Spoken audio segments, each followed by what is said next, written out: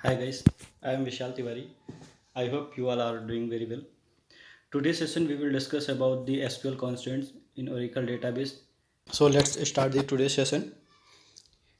तो सबसे पहले आपको पता होना चाहिए कॉन्स्टेंट्स। कॉन्स्टेंट्स होता क्या है, जैसे एक थॉरली मीनिंग अगर इसका हम कॉन्स्टेंट का निकालें तो कॉन्स्टेंट का मतलब एक तरीके से होता है एक हर्डल या फिर कोई एक चेक पॉइंट जिसके बाद ही हम आगे का काम कर सकते हैं। अगर उस कॉन्स्टेंट को हमने सेटिस्फाई किया, उस कंडीशन पे हम सेटिस्फाई हुए और हमारी कंडीशन पास हुई, तब हम उसमें आगे एक्टिविटी परफॉर्म करेंगे। अगर कंडीशन सेटिस्फाई नहीं हुई तो हम उस कंडीशन पे आगे वर्क नहीं कर सकते। Constants provide the data integrity to data in Oracle database. There are basically 5 type of the Oracle SQL constants in our database. पहला प्राइमरी की, दूसरा रेफरेंशियल इंटीग्रिटी कांस्टेंट, तीसरा नॉट नल कांस्टेंट, चौथा चेक की constant, पांचवा है हमारा unique की कांस्टेंट। ये हमारे बेसिकली 5 टाइप के एसक्यूएल कांस्टेंट्स हैं जो हम मोस्ट फ्रिक्वेंटली यूज़ करते हैं अपने ओरेकल डेटाबेस में। सबसे पहले हम बात करेंगे प्राइमरी की कांस्टेंट। प्राइमरी की कांस्टेंट हम वहाँ पे अप्लाई करते हैं जब किसी एक पर्टिकुलर टेबल में हम चाहते हैं कि इस पर्टिकुलर कॉलम के बिहार पे हम यूनिकली डेटा को आइडेंटिफाई करें, तब हम प्राइमरी की कांस्टेंट अप्लाई करते हैं। प्राइमरी की कांस्टेंट अप्लाई करने के बाद उस पर्टिकुलर टेबल में कोई भी रिकॉर्ड डुप्लीकेट इंसर्ट नहीं होगा बेस्ड ऑन दी प्राइमरी की डिफाइंड कॉलम। अगर मान लो मेरे पास एक एम्प्लॉय टेबल है, उसमें हमारे पास एम्प्लॉय का रिकॉर्ड है और मैंने एम्प्लॉय आईडी पे प्राइमरी की डिफ़ाइन कर रखा है, तो कभी भी प्राइमरी की डिफ़ाइन होने की वजह से एम्प्लॉय आईडी डुप्लीकेट नहीं आएगी।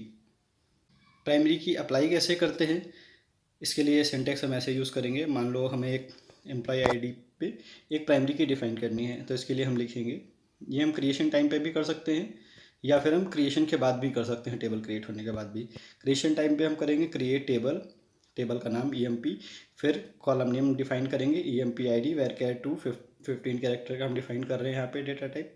फिर उसके बाद हम प्राइमरी की लिखेंगे। जैसे हम प्राइमरी की लिखेंगे, इस एम्प्लॉय आईडी को ये एज अ प्राइमरी की कांस्टेंट अप्लाई कर देगा और यहाँ इसका एक सिस्टम डिफाइंड नेम भी प्रोवाइड कर देगा। मान लो हमने एक टेबल क्रिएट कर ली, उसके बाद अगर मैं उसमें काम करना चाहता हूँ, उस पर प्राइमरी की लगाना चाहता हूँ, तो सबसे पहले हमें वो टेबल एम्प्टी करनी होगी जिस भी टेबल पे हम प्राइमरी की अप्लाई करना चाह रहे हैं, या फिर हमें एक डुप्लीकेट टेबल क्रिएट करनी होगी, उसके बिहाफ पे हम उसमें प्राइमरी की अप्लाई करेंगे। फिर हम डेटा उसको इंसर्ट करेंगे दोबारा अपनी मेन टेबल में। तो इसके लिए आप यूज़ करेंगे alter table EMP add primary की, जिस कॉलम पे हम प्राइमरी की लगाना चाहते हैं उस कॉलम का नाम EMP ID। तो सबसे पहली कंडीशन हमारी यही है प्राइमरी की लगाने के लिए, या तो हम क्रिएशन टाइम पे अप्लाई कर दें प्राइमरी की। अगर हमने क्रिएशन टाइप पे अब प्राइमरी की नहीं लगाई है तो हमारी कंडीशन सबसे पहले यही सेटिस्फाई होनी चाहिए कि वो टेबल एम्प्टी होनी चाहिए। अगर टेबल एम्प्टी नहीं है तो आपको टेबल एम्प्टी करनी होगी, उसके बाद ही आप प्राइमरी की अप्लाई कर पाएंगे उस टेबल पे। एक और तरीके से भी हम प्राइमरी की डिफ़ाइन कर सकते हैं, या प्राइमरी की नहीं दूसरी की भी हम डिफ़ाइन कर सकते हैं, जैसे कि यूनिक की, फॉरेन की, जो भी अदर कीज़ हैं उनको भी हम इस तरीके से डिफ़ाइन कर सकते हैं। यहाँ पे हम बेसिकली कर क्या रहे हैं, उस कांस्टेंट को जो हम डिफ़ाइन कर रहे हैं, जो सिस्टम जनरेटेड नेम प्रोवाइड कर रहा है, उसकी जगह पे हम चाह रहे हैं ये जो कांस्टेंट हमारा बने उसका हम खुद नाम डिफ़ाइन करें। तो इसके लिए आप यूज़ करेंगे अल्टर टेबल EMP, जो भी आपकी टेबल का नाम है, ऐड कांस्टेंट, फिर उसके बाद आप नाम देंगे कांस्टेंट का। जैसे मैं EMP टेबल पे मैं कांस्टेंट लगा रहा हूँ प्राइमरी की, तो मैं EMP_PK, फिर प्राइमरी की किस कॉलम पे लगा रहा हूँ EMP ID। ऐसे हम डिफ़ाइन करेंगे एक manual name of the primary की। अगर हम ये नहीं करते हैं तो एक सिस्टम डिफ़ॉल्ट प्राइमरी की नेम असाइन हो जाएगा EMP ID वाले कॉलम पे।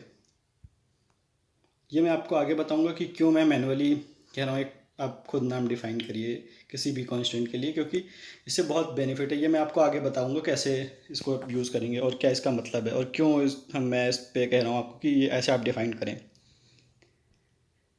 दूसरा कांस्टेंट है हमारा referential integrity constant. Referential integrity constant में हमें 2 टेबल चाहिए होती है। एक हमारी होती है प्राइमरी टेबल, जिसको हम बेस टेबल भी कह सकते हैं या पेरेंट टेबल कह सकते हैं। दूसरी टेबल होती है हमारी चाइल्ड टेबल। चाइल्ड टेबल में हम पेरेंट टेबल से रेफरेंस पास करते हैं। Based on the reference we can insert the data in our child table. Let's see one example. मान लो मेरे पास एक टेबल है डिपार्टमेंट, जिसमें डिपार्टमेंट नंबर, एम्प्लॉय और डिपार्टमेंट नेम और लोकेशन है। दूसरी मेरे पास टेबल है चाइल्ड टेबल, एम्प्लॉय टेबल है, employee ID, name, role, department ID. अब मैं चाह रहा हूँ कि इस एम्प्लॉय क्या कहते हैं एम्प्लॉय टेबल में सिर्फ वही डिपार्टमेंट हमारे आए जो डिपार्टमेंट टेबल में हैं। हम कोई नया डिपार्टमेंट आईडी नहीं इंसर्ट कर सकते एम्प्लॉय टेबल में। मान लो मेरे पास 10, 20, 30 टेबल डिपार्टमेंट आईडी हैं हमारे पास डिपार्टमेंट टेबल में। तो हम अगर मान लो डिपार्टमेंट आईडी 50 इंसर्ट करना चाह रहे हैं एम्प्लॉय टेबल में, तो वो इंसर्ट नहीं करने देगा। इसके लिए सबसे पहले आपको डिपार्टमेंट टेबल में एंटर करना होगा वो रिकॉर्ड, फिर उसके बाद हम एम्प्लॉय टेबल में डिपार्टमेंट आईडी इंसर्ट कर सकते हैं 50। तो इसके लिए हम कांस्टेंट ऐसे अप्लाई करेंगे। हम सबसे पहले तो अपना जितने भी कॉलम्स हैं वो हम डिफाइन कर लेंगे चाइल्ड टेबल में, उसके बाद हम कांस्टेंट अप्लाई करेंगे। इसके अप्लाई करने के लिए आपको लिखना है सबसे पहले कांस्टेंट, जिस टेबल पे अप्लाई करना है, DEPT FKY। मैं इसका कांस्टेंट का नाम दे रहा हूँ ये एक्चुअली, जिससे कि आप आइडेंटिफाई कर सकें कि किस टाइप का आपने कांस्टेंट लगाया है यहाँ पे। फिर रेफरेंसेस पास किया है। रेफरेंसेस लिखने के बाद आपको वो टेबल और वो कॉलम का नाम लिखना है जिससे आप एसोसिएट कराना चाहते हैं इस चाइल्ड टेबल को।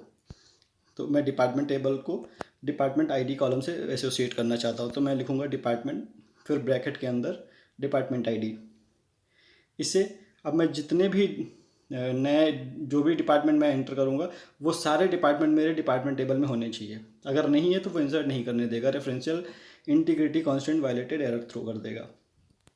सेम ऐसे ही आपको अगर मान लीजिए डिपार्टमेंट को एक रिमूव करना है, मान लीजिए आपको डिपार्टमेंट नंबर 10 रिमूव करना है डिपार्टमेंट टेबल से, तो आप तब तक नहीं रिमूव कर सकते जब तक आपके एम्प्लॉय टेबल से डेटा नहीं रिमूव होगा उस पर्टिकुलर डिपार्टमेंट के लिए। मान लो डिपार्टमेंट 10 में कोई एक एम्प्लॉय काम कर रहा है, उसकी एंट्री है यहाँ पे एम्प्लॉय टेबल में, तो सबसे पहले आपको एम्प्लॉय टेबल में जा करके वो डेटा हटाना होगा, फिर आप डिपार्टमेंट टेबल में जा करके उस डिपार्टमेंट को रिमूव कर सकते हैं। इस डिफरेंशियल इंटीग्रिटी कांस्टेंट को ही फॉरेन की कांस्टेंट भी कहते हैं। अगला कांस्टेंट है नॉट नल की कांस्टेंट। नॉट नल की कांस्टेंट हम वहाँ पे अप्लाई करते हैं जहाँ पे हम चाहते हैं कि इस पर्टिकुलर कॉलम में कोई एक वैल्यू एटलीस्ट हो ही, ब्लैंक ना हो या नल ना हो, तो वहाँ पे हम नॉट नल की कांस्टेंट अप्लाई करते हैं। इसके लिए सिंटैक्स है क्रिएट टेबल EMP, फिर मान लो मैं फर्स्ट नेम पे अप्लाई करना चाहता हूँ नॉट नल की कांस्टेंट, देन मैं अपना कॉलम का नाम लिखूँगा, फिर डेटा टाइप डिफाइन करूँगा। After that we can write the keyword not null. जैसे मैं नॉट नल लिखूँगा वैसे ये फर्स्ट नेम को नॉट नल कांस्टेंट असाइन कर देगा एक, और एक ऑटोमेटिक सिस्टम जनरेटेड नेम भी असाइन हो जाएगा इस कांस्टेंट के लिए। अब मैं जितनी बार भी एम्प्लॉय टेबल में डेटा इंसर्ट करूँगा हर बार मुझे फर्स्ट नेम डालना ही होगा। मैं फर्स्ट नेम कॉलम में विदाउट डेटा इंसर्ट के आगे नहीं बढ़ सकता, या मैं कमेंट नहीं कर सकता, या फिर मैं इसको ब्लैंक नहीं छोड़ सकता। मान लो मैं नॉट नल कांस्टेंट अप्लाई करना भूल गया, मैं बाद में लगाना चाह रहा हूँ, तो उसके लिए आपको अल्टर कमांड चलानी होगी, अल्टर टेबल EMP मॉडिफाई, फिर जिस कॉलम को आपको करना है फर्स्ट नेम, फिर नॉट नल कांस्टेंट हम कीवर्ड लिखेंगे। इसको लिखने के बाद हमारा नॉट नल की कांस्टेंट अप्लाई हो जाएगा EMP टेबल पे फर्स्ट नेम कॉलम पे। अगला है हमारा चेक की कांस्टेंट। जैसा कि नाम से ही लग रहा है कि हमारे टेबल में रिकॉर्ड तभी इंसर्ट होगा जब वो पर्टिकुलर कंडीशन चेक होगी और सेटिस्फाई होगी। अगर कंडीशन ट्रू हुई, मतलब उस कंडीशन को उसने पास कर दिया, तब वो डेटा इंसर्ट हो जाएगा। अगर कंडीशन सेटिस्फाई नहीं हुई देन चेक की कांस्टेंट वायलेटेड एरर एक थ्रो हो जाएगी हमारे पास। इसको हम कैसे अप्लाई करते हैं, देखिए मैं एक यहाँ टेबल क्रिएट कर रहा हूँ एम्प्लॉय। यहाँ पे मैंने employee ID, first name, last name, middle name, department ID और सैलरी, ये कॉलम्स लिए। अब मैं जैसे ही मैं चाहता हूँ जब मैं क्या कहते हैं रिकॉर्ड इंसर्ट करूँ, तो सबसे पहले सैलरी कॉलम चेक हो। यहाँ पे अगर उस एम्प्लॉय की सैलरी लेस देन और इक्वल्स टू 5 लाख है देन रिकॉर्ड इंसर्ट हो, अदरवाइज रिकॉर्ड इंसर्ट ना हो। जैसे ही 5 लाख या 5 लाख से ऊपर की सैलरी जाएगी, यूनिक चेक की कांस्टेंट वायलेटेड एरर थ्रो हो जाएगी और रिकॉर्ड इंसर्ट नहीं होगा। अब नेक्स्ट कांस्टेंट की मैं बात करूँगा यूनिक की कांस्टेंट। यूनिक की कांस्टेंट हम तब अप्लाई करेंगे जब हम चाहेंगे किसी पर्टिकुलर टेबल में किसी पर्टिकुलर बिहाफ पे हम यूनिक डेटा आइडेंटिफाई करें कि उस कॉलम में यूनिक ही डेटा हर बार है, जितनी बार भी है। जैसे कि मेरे पास एम्प्लॉय टेबल है, तो मैंने उसमें एम्प्लॉय आईडी है, एम्प्लॉय नेम है, मोबाइल नंबर है, उसका ईमेल आईडी है, एड्रेस है। तो मैं चाहता हूँ मोबाइल नंबर भी हमारा यूनिक हो हर बार, ईमेल आईडी भी हमारी यूनिक हो हर एम्प्लॉय की, ऐसा नहीं कि डुप्लीकेट हो। तो पहले तो हमने प्राइमरी की तो डिफ़ाइन कर दी एम्प्लॉय टेबल पे। अब मैं अगर चाहूँ कि एम्प्लॉय की ईमेल आईडी या फिर मोबाइल नंबर पे भी प्राइमरी की अप्लाई करूँ तो वो नहीं हो पाएगा। तो उसके लिए हमें फिर वहाँ पे यूनिक की अप्लाई करनी होगी। देखिए प्राइमरी की के साथ ड्रॉबैक एक ये है कि हम एक टेबल पे एक ही प्राइमरी की लगा सकते हैं, बट यूनिक की हम मल्टीपल डिफ़ाइन कर सकते हैं। तो यहाँ पे हम ऐसे सिनेरियो में हम यूनिक की अप्लाई करेंगे। यूनिक की अप्लाई करने के लिए आपको लिखना होगा सबसे पहले, मान लो मैंने एक टेबल क्रिएट की स्टूडेंट, तो उसमें मैंने लिखा syntax create table student STUID varchar2। फिर उसके बाद हमें जिस कॉलम पे लगाना है कीवर्ड, उसके आगे लिखेंगे यूनिक कीवर्ड। अगर आपको और भी कॉलम डिफाइन करने हैं तो आप और भी लिख सकते हैं, जैसे मैंने नेम डिफाइन किया है varchar2 टाइप डेटा टाइप, तो हमने आप ऐसे कर सकते हैं। जिस भी कॉलम के आपने यूनिक लिख दिया वो यूनिक की कॉन्स्टेंट अप्लाई हो गया उस पर। Again we are creating new table student table में मैं एक डिफरेंट कॉलम्स क्लियर कर रहा हूँ, जैसे कि STUID, name, father name, address.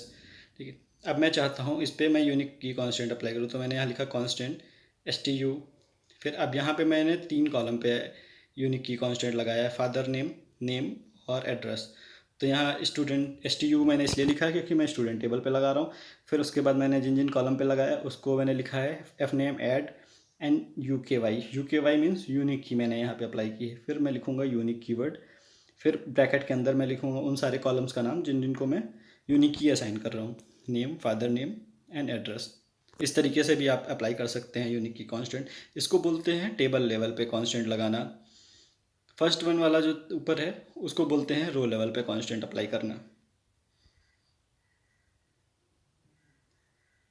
अब मान लो मुझे कांस्टेंट बाद में लगाना है, मैंने टेबल क्रिएट कर ली है, तो सेम वही आप अल्टर टेबल कमांड चलाएंगे, alter table student add constant का आप नाम दे देंगे जो भी आपको देना है, फिर यूनिक कीवर्ड लिखेंगे और यूनिक कीवर्ड के बाद जिस भी कॉलम पे आपको कीवर्ड डिफाइन करना है यूनिक, वो आप लिख देंगे। तो मैंने यहाँ पे STUID पे डिफाइन करना था तो मैंने STUID लिख दिया।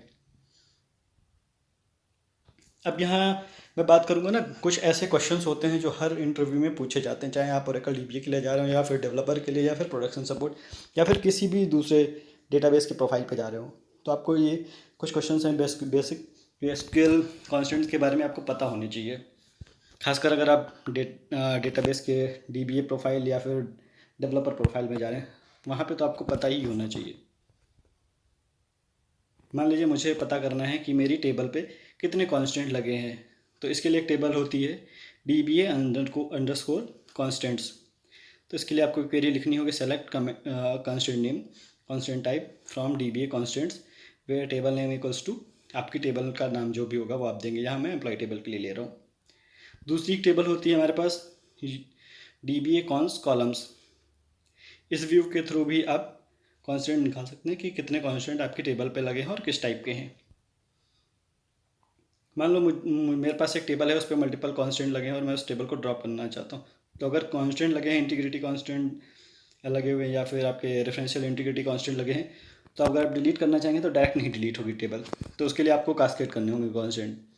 तो जब आप लिखेंगे इस तरीके से सेंटेंस, उस केस में drop table employee cascade constants, जैसे ही आप ये लिखेंगे आपके जितने भी रेफरेंसेस होंगे वो सारे कट हो जाएंगे और टेबल आराम से डिलीट हो जाएगी आपकी।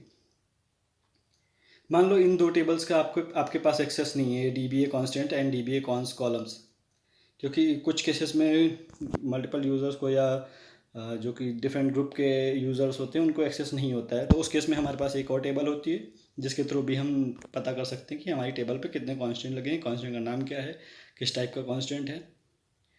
तो उसके लिए हमारी एक टेबल है यूज़र कांस्टेंट, इसका एक्सेस सभी को लगभग होता है। तो उसके लिए आप क्वेरी लिखेंगे, select constant name constant type from user underscore constants where table name equals to, जो भी आपकी टेबल नेम होगी। यहाँ मैं एम्प्लॉय टेबल के लिए कर रहा हूँ तो मैं यहाँ एम्प्लॉय टेबल लिखूँगा। इस तरीके से आप पता कर सकते हैं कि कितने कांस्टेंट आपकी टेबल पे लगे हुए हैं। मान लो मुझे चाहिए कि इस कांस्टेंट मुझे और भी पता करना है कि कितने कॉलम होते हैं, क्या कॉलम होते हैं, या और भी मुझे कोई अलग एक्स्ट्रा वैल्यू चाहिए जिसका मुझे कॉलम नहीं पता, तो आप उस टेबल को डिस्क्राइब कर लीजिएगा। तो डिस्क्राइब करने के लिए आप लिखेंगे DESC, फिर उस टेबल का नाम जिसको आप डिस्क्राइब करना चाहते हैं, यूज़र अंडरस्कोर कांस्टेंट। इससे आपको पता चल जाएगा कि उसमें कौन कौन से कॉलम है, उनका क्या डेटा टाइप है, ये सारा आपको यहाँ से मिल जाएगा। अब मान लो मुझे डिसेबल करना है प्राइमरी की, तो इसके लिए आप लिखेंगे सिंपल एक alter table employee disable primary की। ये कमांड आप रन करेंगे, आपकी प्राइमरी की डिसेबल हो जाएगी टेबल से। अब मान लो मुझे ड्रॉप करनी है प्राइमरी की, तो इसके लिए आप लिखेंगे alter table employee drop primary की।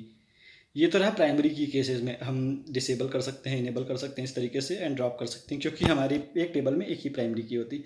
अब मान लो मुझे यूनिक की डिलीट करनी है या फिर ड्रॉप करनी है, या फिर मुझे उसको इनेबल करना है या डिसेबल करना है, तब मैं कैसे करूँगा, क्योंकि एक टेबल में मल्टीपल यूनिक की हो सकती है।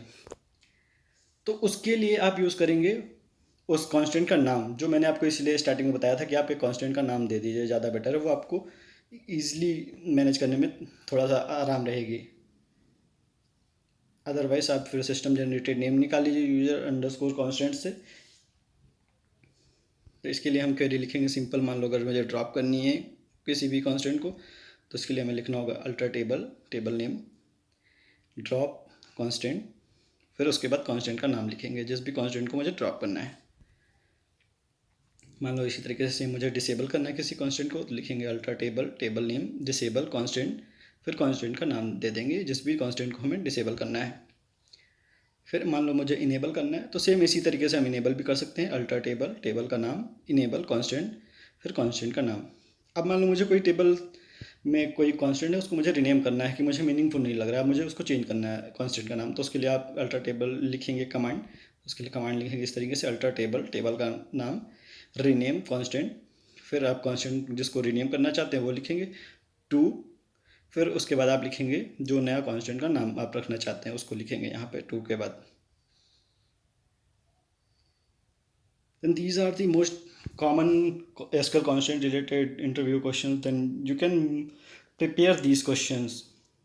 अगर आप किसी भी डेटाबेस प्रोफाइल रिलेटेड इंटरव्यू में बैठ रहे हैं तो आपको कॉन्स्टेंट से क्वेश्चन आपके उठने हैं और आपको वहाँ तैयार करना है। अगर नहीं आपकी तैयारी है तो आप उसको हैंड्स ऑन कर लीजिए, बट वहाँ पे ब्लैंक मत जाइए, क्योंकि कॉन्स्टेंट से पूछा ही जाएगा। कि मैंने भी कई इंटरव्यूज़ लिए जिसमें बेसिक एसक्यूएल कॉन्स्टेंट के क्वेश्चंस नहीं बता पाते हैं लोग। अगर या सेंटेक्स भी मैं अगर लिखने को बोल दूं कि एक फॉरेन की डिफाइन करनी है और उसको डिफाइन करो इस टेबल से इस टेबल में मैप करो, या फिर मुझे कॉन्स्टेंट को डिलीट करके दिखाओ, मैंने डिफाइन तो कर दिया, आप डिलीट करके दिखाओ कैसे करना है, मुझे तो नहीं पता होता है। तो उस केस में आप इसको हैंड्स ऑन कर सकते हैं। अगर आपकी कुछ और क्वेरीज हैं या फिर कुछ और आप जानना चाहते हैं या फिर कुछ नया सीखना चाहते हैं डेटाबेस प्रोफाइल से related, then you can write us in our comment, we will help you. कुछ मैं आपको ना प्रैक्टिस के लिए क्वेश्चंस दे रहा हूँ, ये भी आप प्रैक्टिस कर लीजिए इंटरव्यू में जाने से पहले, ये आपको काफ़ी बेनिफिशियल होंगे। Thank you guys.